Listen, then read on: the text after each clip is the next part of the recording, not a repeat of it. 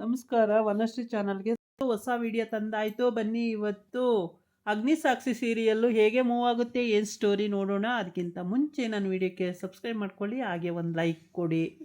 ಸಾಕ್ಷಿ ಅಂತೂ ಇಂತೂ ರಾಜ ಮಾಡಿರೋ ಅಂಥ ಡೆಕೋರೇಷನ್ ಹತ್ರ ಹೋಗಿದ್ದಾಳೆ. ಅಗ್ನಿ ಕರ್ಕೊಂಡೋಗಿ ಬಿಟ್ಟಿದ್ದಾನೆ.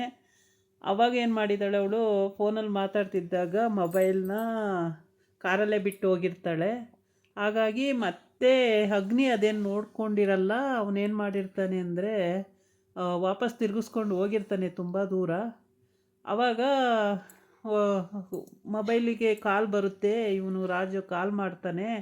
ಕಾಲ್ ಬಂದಾಗ ನೋಡ್ತಾನೆ ಸಾಕ್ಷಿ ರಾಜು ಅಂತ ಇರುತ್ತೆ. ಅದಕ್ಕೆ ಮತ್ತಿನ್ನೇನು ಮೊಬೈಲ್ ಬೇಕೇನೋ ಅಂತ ವಾಪಸ್ ತಗೊಂಬಂದು ಕೊಟ್ಟು ಹೋಗೋಣ ಅಂತ ತಿರುಗಿಸ್ಕೊಂಡು ಬರ್ತಾ ಇರ್ತಾನೆ. ಈ ಕಡೆ ಅದಿತಿ ಮತ್ತು ವಿ ಯು ವಿ ಇಬ್ಬರು ಅಂದ್ಕೊಂಡು ಇದೇನು ಗೆಟಪ್ ಎಲ್ಲ ಚೇಂಜ್ ಮಾಡ್ಕೊಂಡಿದೀಯ ಅಂತ ಕೇಳ್ತಾಳೆ. ಹೌದು, ಯಾವಾಗಲೂ ಒಂದೇ ಥರ ಇದ್ದರೆ ಚಂದಲ್ಲ ಅಂತೇಳಿ ಚೇಂಜ್ ಮಾಡ್ಕೊಂಡಿದ್ದೀನಿ ಅಂತಾನೆ. ಆಮೇಲೆ ಹಾಡು ಡಿ ಜೆ ಎಲ್ಲ ಹಾಕ್ಸಿರ್ತಾನೆ. ಅವಳು ಬಂದ ತಕ್ಷಣ ಎಲ್ಲ ವೆಲ್ಕಮ್ ಮಾಡೋಕ್ಕೆ ಎಲ್ಲ ರೀತಿಯೂ ಹಾಕ್ಸಿರ್ತಾನೆ. ಆದರೆ ಅಲ್ಲಿ ಸಾಕ್ಷಿ ರಾಜು ಸಾಕ್ಷಿ ಅಂತ ಇರುತ್ತೆ, ಅದೊಂದು ಬೋರ್ಡ್ ಇವಳು ನೋಡಲಿಲ್ಲ. ಇವಳು ಇನ್ನೂ ನೋಡಿಲ್ಲ ಅಲ್ಲೆಲ್ಲ. ಆದರೆ ಇಲ್ಲೇ ತುಂಬ ಈ ಕಡೆನೇ ಡೆಕೋರೇಷನ್ ಆಗಿರೋದ್ರಿಂದ ಇಲ್ಲೇ ಇನ್ನೇನೇನು ಮಾಡಿದೀಯಾ ನನಗೆ ಯು ವಿ, ಇನ್ನೇನೇನು ಮಾಡಿದೀಯೋ ಅಂತ ಕೇಳ್ತಾವಳೆ. ತುಂಬ ಎಲ್ಲ ಕಡೆನೂ ಬಲೂನು, ಕೇಕು, ಡಿನ್ನರು ಪ್ರತಿಯೊಂದು ಏರ್ಪಾಡು ಮಾಡಿಬಿಟ್ಟಿದ್ದಾನೆ.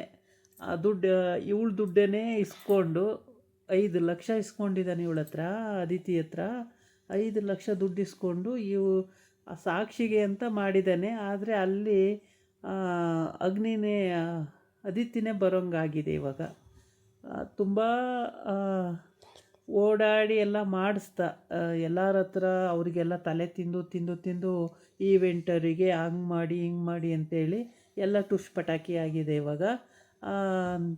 ಅದಿತಿ ನನಗೆ ಇದೆಲ್ಲ ಮಾಡಿಸಿದ್ದಾನೆ ಅಂತೇಳ್ಬಿಟ್ಟು ಅವಳು ಖುಷಿ ಪಡ್ತಿದ್ದಾಳೆ. ಇವನು ಅಳೋದೊಂದೇ ಬಾಕಿ ಆಗಿದೆ ಇವಾಗ, ಅಳಬೇಕಷ್ಟೆ ಕೂತ್ಕೊಂಡು. ಆದರೆ ಇಲ್ಲೇನಾಗಿದೆ ಅಂದರೆ ಸಾಕ್ಷಿನೂ ಅಲ್ಲಿಗೆ ಬರೋಕ್ಕೆ ಹೇಳಿದ್ದಾನೆ, ಅತಿಥಿನೂ ಅಲ್ಲೇ ಇದ್ದಾಳೆ. ಹಾಗಾಗಿ ಸಾಕ್ಷಿ ಬಂದಳು ಇಲ್ಲಿಗೆ, ಆದರೆ ಮೊಬೈಲ್ ಇಲ್ಲ ಅನ್ನೋ ಒಂದು ಕಾರಣಕ್ಕೆ ವಾಪಸ್ಸು ಹುಡ್ಕೊಂಡು ಹೋದ್ಲು. ಅಷ್ಟೊತ್ತಿಗೆ ಅವನೇ ಅಗ್ನಿನೇ ಅಲ್ಲಿಗೆ ಬರ್ತಾನೆ. ಬಂದು ಕಾರ್ ಇಳಿದ್ಬಿಟ್ಟು ನಾನೇ ಬರ್ತೀನಿ ಅಲ್ಲೇ ಇರಿ ಅಂತ ಹೇಳ್ತಾಳೆ. ಕೈ ಸೊನ್ನೆ ಮಾಡಿ, ಇಲ್ಲ ನಾನೇ ಬರ್ತೀನಿ ಅಲ್ಲೇ ಇರು ಅಂತ ಹೇಳ್ತಾನೆ. ಸರಿ ಬನ್ನಿ ಅಂತ ಹೇಳ್ತಾಳೆ. ಹಿಂಗೆ ಹೇಳಿದಾಗ ಅಲ್ಲಿ ಅನಾಹುತ ಆಗುತ್ತೆ. ಈ ಕಡೆ ಇಬ್ಬರೂ ಕೈ ಹಿಡ್ಕೊಂಡು ಇವನಿಗೆ ದುಃಖ ಅಳು ಎಲ್ಲ ಬರ್ತಾಯಿದೆ ಒಟ್ಟೊಟ್ಟಿಗೆ. ಆದರೆ ಅದಿತಿಗೆ ತುಂಬ ಖುಷಿಯಾಗಿದೆ, ಸಂತೋಷ ಪಡ್ತಾ ಇದ್ದಾಳೆ. ನೀನು ಎಷ್ಟು ಒಳ್ಳೆಯವನು, ಎಷ್ಟೊಂದು ಚೆನ್ನಾಗಿ ಮಾಡಿದೀಯಾ, ಅಯ್ಯೋ ನಿನ್ನನ್ನು ಪಡೆಯ ಅಂತ ಹೇಳಿ ಯುವಿಗೆ ಅವಳು ತುಂಬಾ ಖುಷಿಪಟ್ಟು ಹೇಳ್ತಾವಳೆ. ಕೈ ಹಿಡ್ಕೊಂಡು ನಾನೇನು ಪುಣ್ಯ ಮಾಡಿದ್ದೆ ನಿನ್ನನ್ನು ಕೈ ಹಿಡಿಯೋಕ್ಕೆ, ಹಾಗೆ ಹೀಗೆ ಅಂತ ಹೇಳ್ಬಿಟ್ಟು. ಹೌದೌದು ಅಂತಾನೆ ಅಳು ಬರುತ್ತೆ, ಹೌದೌದು ಅಂತಾನೆ ಅಳು ಬರುತ್ತೆ. ಅವಳ ಮುಖ ನೋಡಲ್ಲ, ಅಳು ಬರುತ್ತೆ. ಅಯ್ಯೋ ದೇವರೇ, ಯಾಕಪ್ಪ ಬಂದಳು ಇವಳು ಅಂತ ಗೋಳಾಡ್ತಿದ್ದಾನೆ. ಆದರೆ ಆಗೋಗಿದೆ, ಏನೂ ಮಾಡೋಕ್ಕಾಗಲ್ಲ. ಆಮೇಲೆ ಆ ಕಡೆ ಎಲ್ಲ ಹೋಗಿ ಬರೋಣ ಯು ವಿ ಅಂತ ಕೇಳ್ತಾಳೆ. ಸರಿ ಹೋಗೋಣಂತೆ ಅಂತಾನೆ. ಎಲ್ಲ ಕಡೆ ಆಮೇಲೆ ಡ್ಯೂಯೆಟ್ ಆಡೋದು ಅದು ಇದು ಅಂತ ಏನೇನೋ ಇದೆ, ಅದೆಲ್ಲ ಮಾಡಿಸ್ತಾ ಇರ್ತಾನೆ. ಆದರೆ ಸಾಕ್ಷಿ ಅಲ್ಲಿಗೆ ಹುಡ್ಕೊಂಡು ಬರ್ತಾಳೆ. ಬಂದು ಇನ್ನೂ ಒಳಗಡೆ ಎಂಟ್ರಿ ಆಗಿರಲ್ಲ. ಅಷ್ಟೊತ್ತಿಗೆ ಅದೇ ಹೇಳಿದೆ ಅಲ್ಲ, ಮೊಬೈಲದು ಕತೆ ಆಗಿದೆ ಅಂತ. ಅವಳು ವಾಪಸ್ ಮತ್ತೆ ರೋಡಿಗೆ ಹೋಗಿ ನಿಂತ್ಕೋತಾಳೆ. ಈ ಕಡೆ ಕಾರು ಬರುತ್ತೆ. ಕಾರು ಬಂದಾಗ ಅವನು ನಡ್ಕೊಂಡು ಬರ್ತಾ ಇರ್ತಾನೆ ರೋಡಲ್ಲಿ. ಅಷ್ಟೊತ್ತಿಗೆ ಯಾವುದೋ ಒಂದು ಕಾಲ್ ಬಂದುಬಿಡುತ್ತೆ. ಕಾಲ್ ಬಂದ ತಕ್ಷಣ ಕಾಲ್ ಪಿಕ್ ಮಾಡ್ತಾನೆ. ಆವಾಗ ಆ ಕಡೆ ಈ ಕಡೆ ರೋಡಲ್ಲಿ ಯಾವ ವೆಹಿಕಲ್ ಬರ್ತಿದೆ ಅಂತ ಪಾಪ ಗೊತ್ತಾಗಲ್ಲ ಅವನಿಗೆ. ಅಂದರೆ ಇವರೆಲ್ಲ ನಡೆದು ಮಾಡಿ ಅಭ್ಯಾಸನೇ ಇರಲ್ಲ, ಯಾವಾಗ ಹೋದ್ರೂ ಕಾರು ಆಳು ಕಾಳು ಆ ಥರ ಇರ್ತಾರೆ. ಹಾಗಾಗಿ ಇವರಿಗೆ ರೋಡಲ್ಲಿ ನಡೆಯೋದು ಅದೆಲ್ಲ ಗೊತ್ತೇ ಇರಲ್ಲ ಶ್ರೀಮಂತರುಗಳಿಗೆ. ಹಾಗಾಗಿ ತುಂಬಾ ಕೇರ್ಫುಲ್ಲಾಗಿ ಇರಬೇಕು. ಆ ಆ ಟೈಮಲ್ಲಿ ನೋಡಲ್ಲ ಆ ಕಡೆಯಿಂದ ಐ ಪ್ರಜ್ಞೆ ತಪ್ಪಿ ಬಿದ್ದೋಗ್ತಾನೆ. ಹಾಗಾಗಿ ಸಾಕ್ಷಿ ನೋಡ್ತಾ ಇರ್ತಾಳೆ. ಆದರೆ ಏನು ಮಾಡಬೇಕು ಅಂತ ಗೊತ್ತಾಗಲ್ಲ. ಒಂಥರ ತಬ್ಬಿಬ್ಬಾಗ್ಬಿಡುತ್ತೆ ಆವಾಗ. ಐಡಿಯಾ ಓಡೋದೇ ಇಲ್ಲ, ತಲೆ ಓಡಲ್ಲ, ಏನೂ ಮಾಡೋಕ್ಕಾಗಲ್ಲ. ಕೊನೆಗೆ ಅಗ್ನಿಸಾರ್ ಅಗ್ನಿಸಾರ್ ಅಂತ ಕೂಗ್ಕೊಂಡು ಓಡ್ತಾಳೆ. ಅಲ್ಲೋಗಿ ನೋಡ್ತಾಳೆ, ಪ್ರಜ್ಞೆ ಹೋಗಿರುತ್ತೆ. ಆವಾಗ ಏನು ಮಾಡ್ತಾಳೆ ಅಂತೇಳಿ ಗೊತ್ತೇ ಆಗಲ್ಲ. ಹೀಗಾಯಿತು ಅಲ್ಲಿ ಪರಿಸ್ಥಿತಿ. ಈ ಈವೆಂಟ್ ಅವರು ಮಾಡ್ಕೊಂಡಿರೋ ಅಂಥ ಅವನು ಎರಡು ಕಡೆನೂ ಬ್ಯಾಲೆನ್ಸ್ ಮಾಡೋಕ್ಕೆ ಆಗ್ತಾಯಿಲ್ಲ. ಇವಳು ಸಾಕ್ಷಿ ಹೋದ್ರೂ ಕೂಡ ಅವನಲ್ಲಿ ಸಿಕ್ಕಾಕೊಳ್ತಾನೆ, ಮತ್ತು ಅಗ್ನಿ ಹೋದ್ರೂ ಕೂಡ ಸಿಕ್ಕಾಕೋತಾನೆ.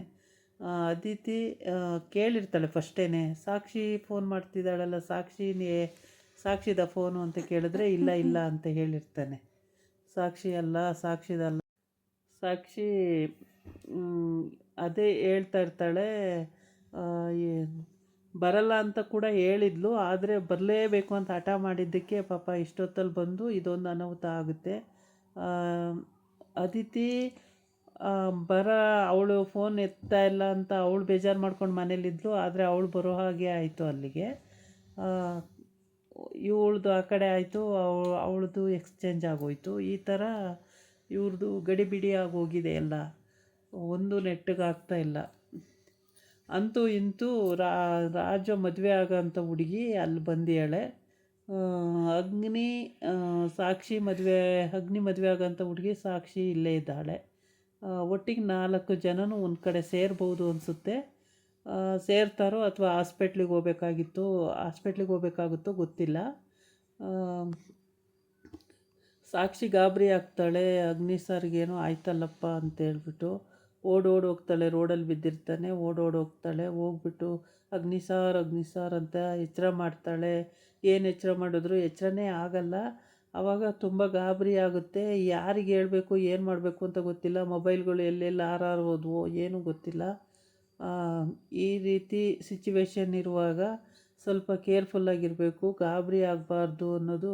ನೀರು ಇದೆಯೋ ಇಲ್ವೋ ಅದು ಗೊತ್ತಿಲ್ಲ. ನೀರು ಕುಡಿಸಿದ್ರೆ ಸ್ವಲ್ಪ ಪ್ರಜ್ಞೆ ಬರ್ತಿತ್ತೋ ಏನೋ. ನೀರು ಕುಡ್ಸೋಕ್ಕೆ ಆಗಿದೆಯೋ ಇಲ್ವೋ, ಅವಳು ಗಾಬರಿ ಆಗಿದ್ದಾಳಲ್ವ, ಆಗಿಲ್ಲ ಅಂತ ಕಾಣುತ್ತೆ. ಹೀಗೇ ಮತ್ತು ಅಪ್ಪ ಅಮ್ಮಂಗೆ ಮನೇಲೂ ಗೊತ್ತಿಲ್ಲ, ಮತ್ತು ಅವ್ರ ಅತ್ತೆ ಮಾವಂಗೂ ಗೊತ್ತಿಲ್ಲ ಇವಳು ಎಲ್ಲೋಗಿದ್ದಾಳೆ ಅಂತೇಳಿ. ಒಟ್ಟಿಗೆ ರಾಜು ಡಿನ್ನರಿಗೆ ಕರೆದವನೇ ಇದ್ದಾಳೆ ಅಷ್ಟೇ ಗೊತ್ತಿರೋದೇ ಹೊರ್ತು ಇಲ್ಲಿ ಮಧ್ಯದಲ್ಲಿ ಇಷ್ಟೆಲ್ಲ ನಡೆದಿರೋದು ಯಾರಿಗೂ ಗೊತ್ತಾಗ್ತಾನೇ ಇಲ್ಲ. ಭೂಮಿ ಬರ್ತಾ ಇದ್ದಾಳೆ, ಅಕ್ಕ ಡಿನ್ನರ್ ಮುಗಿಸ್ಕೊಂಡು ಅಂತ ಅವಳು ಕಾಯ್ತಾ ಇದ್ದಾಳೆ. ಇಲ್ಲಿ ಅದಿತಿ ಡೇಟಿಂಗ್ ಅಂತೇಳಿ ಅವಳು ಹೋಗಿದ್ದಾಳೆ ಅಲ್ಲಿ. ಸಾಕ್ಷಿ ಡಿನ್ನರು ಅಂತೇಳಿ ಇಲ್ಲಿ ಬಂದಿದ್ದಾಳೆ. ಇದು ಎಲ್ಲ ಒಂಥರ ತ್ರಿಯಾಂಗಲ್ ಲವ್. ಇದಾಗಿತ್ತು ಇವತ್ತಿನ ವಿಡಿಯೋ. ನಾಳೆ ಇನ್ನೊಂದು ವಿಡಿಯೋ ಜೊತೆ ಬರ್ತೀನಿ. ನಮಸ್ಕಾರ.